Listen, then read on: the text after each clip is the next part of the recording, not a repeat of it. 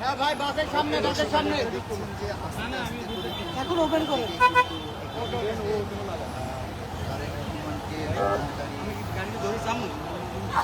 আস্তে আস্তে ডানে চাপতে বলেন। কতবার হাত জায়গায় জানেন, আমি একবার পেছনে ধাক্কা দেয়। ওইদিকে আছে, ফোন দাও, ফোন দাও ওকে।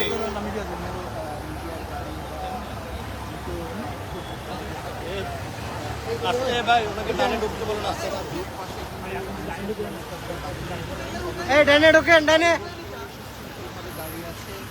যাতে করে দলীয় নেতাদের জনতা যাতে এখানে করতে না পারেন, আপেল ভাই রে ওই পাশে আপেল ভাই চেহারা চিনবে তো। আপেল ভাই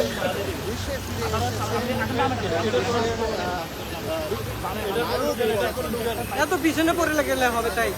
সেই বাংলাদেশের কবির সম্পাদিত নেতা তারেক রহমান, যার জন্য অপেক্ষায় মুখিয়ে ছিল বাংলাদেশের জনগণ, ছিল দলীয় নেতা কর্মীরা, তাকিয়ে আছে বাংলাদেশের পরবর্তীতে কী হবে সেটি তারেক রহমানের উপর নির্ভর করবে। এমনটাই বিভিন্ন রাজনৈতিক বিশ্লেষকরা বলেছেন।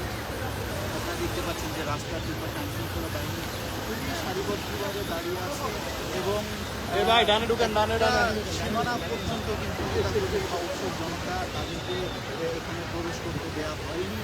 আপনারা দেখতে পাচ্ছেন যে আমাদের কতগুলো গাড়ি দলীয় নেতা অনেক গাড়ি গাড়ি আগে বের করে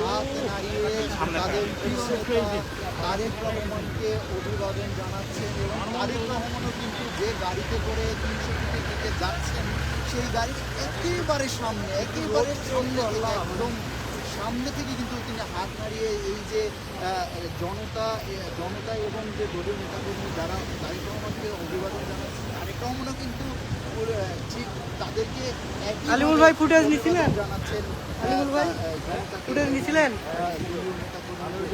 আমরা যদি দেখি যে আমাদের সামনে কিন্তু অনেক গাড়ি রয়েছে, বেশ কয়েকটা গাড়ি রয়েছে।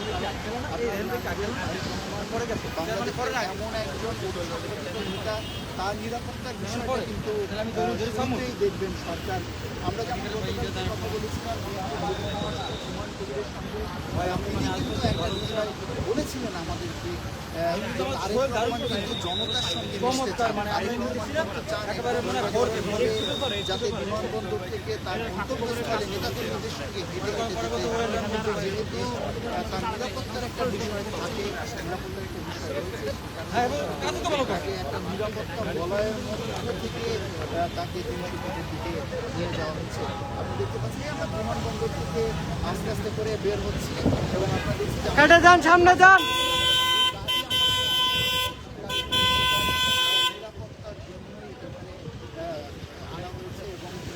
সামনে যাওয়া গেলে ভালো হয় ভাই, সামনে।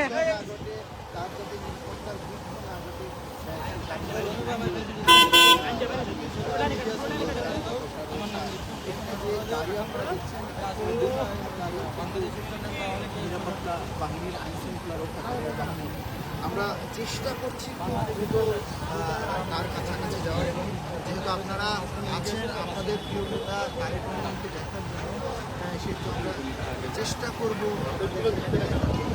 আমরা বিদায় নিচ্ছি, আমরা আবার লাইভে যুক্ত হব।